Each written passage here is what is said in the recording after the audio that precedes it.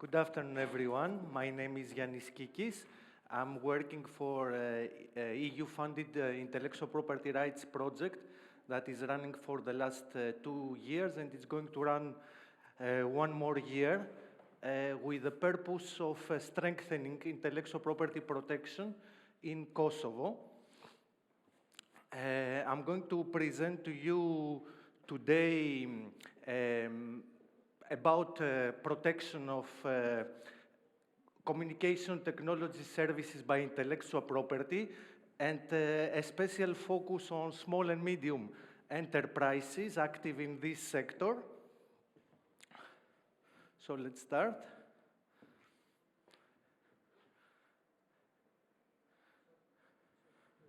Thank you. Okay, small and medium enterprises play a very important role in the economy of Europe and Kosovo especially. They are a major source of entrepreneurial skills, innovation, and employment. And those enterprises, they are often confronted with issues of protection of intellectual property, like copyright issues, because they use copyright-protected works, or because some of their activities and products are under copyright protection. For instance, the software these companies they use, the content of their website, the manuals for the function of their products, the catalog of products, the promotional design of them, all fall under copyright protection. SMEs could be authors, producers, or distributors of copyright-protected works. So they also utilize other intellectual property rights such as patent rights or trademarks, designs, except copyright. To a much lesser extent, it is true than large enterprises, and rely on more informal protection methods instead of using all these forms of intellectual property rights. To put SMEs in a more advantageous position, the companies need to understand the importance of IP. This is one of the aims of our project, working in three main areas: legal approximation of IP protection in Kosovo, capacity building of public and private institutions, and awareness. So awareness is a very essential element also for enterprises active in this field. And these enterprises should be able to identify their intellectual property rights and learn how each of these forms of rights works and is protected. They also should understand that it is important not only to protect their own property right, but also to make sure that themselves do not infringe the rights of the others. This year, 2021, it is the year dedicated to small and medium-sized enterprises. There is in our field a World Intellectual Property Organization that every April 26 celebrates intellectual property rights protection, and this year is dedicated to SMEs, because I explained at the beginning that SMEs are global drivers of technological innovation and economic development. And they account for a very important proportion of activity in both developed and developing countries. As major contributors to the GDP and private sector employment, they contribute as much as 60% of the workforce of a country. And they face a number of needs and challenges with respect to IP that I'm trying with this brief presentation to highlight. In general, IP strategically facilitates a broad array of strategic objectives of companies. For example, you prevent the copying or imitating of a company's products, or services, and this, of course, reinforces the position of the company in the market. Or you may use IP for a wise investment in research, development, and marketing. And you must know that investors will always prefer companies that they have registered and secured their intellectual property rights. Moreover, you can acquire a corporate identity through a trademark and branding strategy. And IP in general permits investment returns by enhancing the bargaining power of the company and allowing to negotiate licensing, franchising, or other IP-based agreements. And through IP, you may also obtain access to new markets. And I'm going to present you briefly an economic study about the importance of intellectual property rights in European Union. This is a study conducted by the European Union Intellectual Property Office at 3 occasions. The last one looks for the period 2014 to 2016, but there have been previous similar studies, and we are able to compare the evolution of IP sector in Europe. This study having a look at what we call IPR-intensive industries in the European Union economy. Approximately 2/3 of these industries are intensive because they use more than one intellectual property rights. This could be copyright or trademark or patent or design. So these IPR-intensive industries, they have generated for this period of the study about 30% of all jobs in the European Union. So they employed in average about 63 million people in the European Union out of a total employment figure of approximately 216 million. And we can add, if we wish, another 20 million jobs which are generated in industries that supply goods or services to these intellectual property rights intensive industries. So as taking indirect jobs into account, we are talking about 84 million, about 39% of the whole employment workforce in European Union. And at the same time, they have generated about 45% of the total economic activity contributed to the GDP of the European Union, which is about 6.6 trillion euros. And they account for most of EU trades, European Union's trade with the rest of the world, generating a very important trade surplus for the European Union. Moreover, these industries, they provide higher wages than other industries, in average about 47% over other industries. And of course, they are a major factor of growth in the European Union economy. Now we call them, as I told you, intellectual property right intensive industries because they have an ownership, an above average ownership of intellectual property rights per employee.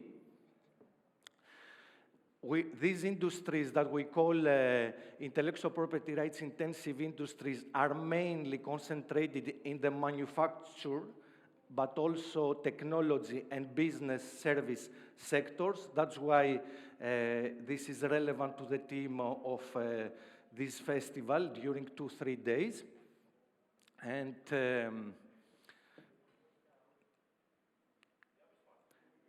we can break down the contribution of 30% of all jobs for all intellectual property rights sectors, and you can see that about 22% is concentrated in the trademark intensive industries, and then we have another 14% in the design intensive industries, about 11% for patents. Copyright represents about 5.5%, And there is also contribution from what we call geographical indications for foodstuff, which is wines and products having special qualities and characteristics, protected all over EU. And also some contribution comes from the plant varieties intensive industries. And this is the breakdown for the GDP. Again, as you see, trademarks come first. From the whole 45%, the 37% is for trademarks, and designs another 16%, and patents 16%. You see in mathematics, if you add these figures, that they do not give 45%. This is because there is an area where a company will use not only a trademark, but also at the same time a patent or a copyright or another IP right. As I told you, we are talking about an average weekly wage, which is about 800 euros, compared to 544 euros per week for other industries. As you can see, the best wages, they are in the patent-intensive industries. Usually they get 72% more than the wage in other industries, but all sectors, as you see, they have higher salaries.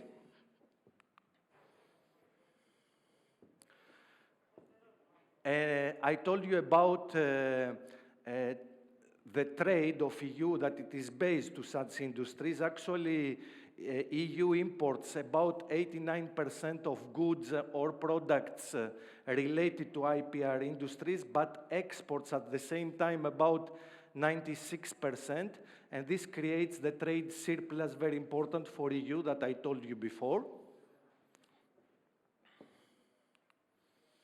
Now, briefly, let me explain the importance of its IP for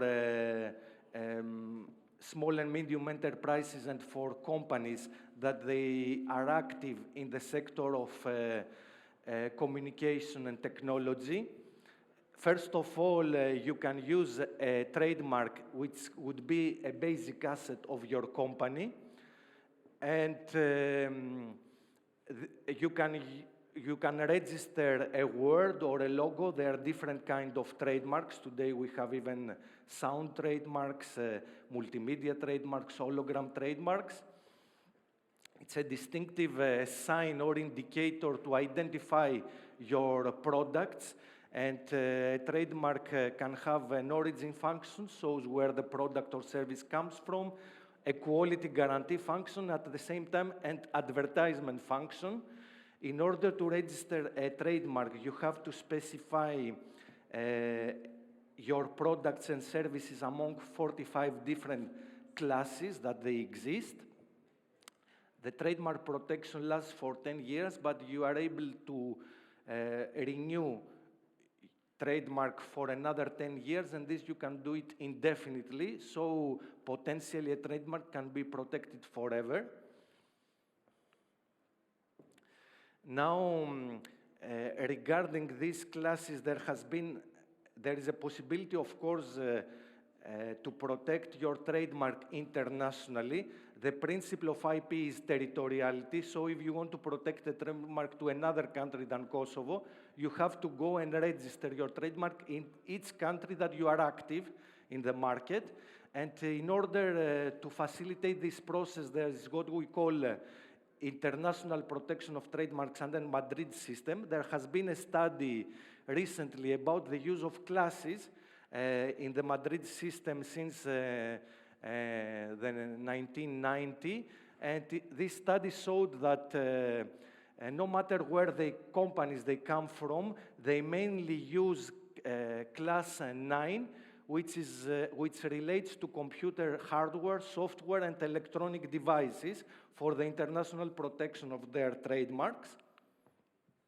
There's also copyright in computer programs and multimedia. The computer programs, they protect the expression of a program, the source code. Usually, they are the product of large companies, and usually they will belong to the employer, employing those teams working on the development of a program. There is also protection of multimedia works, which are works in digital form integrating text, images, and sounds, and they are characterized by interactivity. A very good example of multimedia works are video games, for example. These are also protected by copyright. Copyright protection does not need any formalities. You protect your software or your multimedia or other works automatically from the creation, and this protection will last the whole life of the author and 70 years after the death of the author. You may also have copyright in databases, which are very important for small and medium enterprises acting online, and basically most of SMEs, they have to develop a kind of a database. Now this database is a collection of different works, but it can be also data organized in a systematic manner. And on a database, you have two kinds of protection. The copyright protection I explained to you for computer programs and